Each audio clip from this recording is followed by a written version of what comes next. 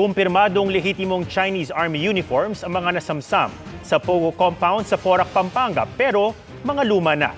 Marami ring dating legal na Pogo ang naging scam farm nang matanggalan ng lisensya. Nakatutok si Ivan Mayrina.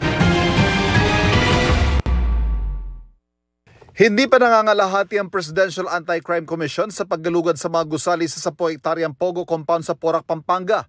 Pero libu-libong computer nang nababawi at patuloy pang dumarami ang mga nababawing ebidensya. Kabilang sa mga pinakaagaw atensyon sa mga yan, ang mga iba't ibang umano'y Chinese military uniform. Sa pakipag-ugnayan ng PAOK sa intelligence community, lumalabas na lehitimong uniforme mga ito ng Chinese Liberation Army, pero luma na. Sa ngayon, wala pa naman daw malinaw na ebidensya ng pang-ESP na nagaganap sa mga Pogo hub na ito. Pwedeng may isang veteran na veteranong pulis o veteranong sundalo na nagtatrabaho dyan o may-ari dyan. That's one. Yung isa ay yung pinakamalala, baka naman meron nga talagang military spies na embedded dito sa ating mga illegal na mga online gaming farms na ito.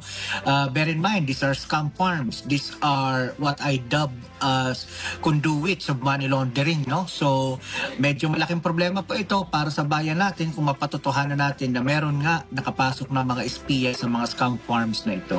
Nasa temporary detention facility sa Pasay ang mahigit 100 nahuling Pogo workers. Maraming nasampahan ng reklamong paglabag sa mga panuntunan ng immigration, pero hindi sa kanila nagtatapos ang pananagutan dahil sasampahan ng kaso ang mga mapapatunayang sangkot mula sa mga manager, mga nantotorture at hanggang sa beneficial owner. Sa pagtaya ng PAOK, marami sa mahigit 4 ang kinansilang internet gaming license sa mga Pogo, naging mga scam farm na.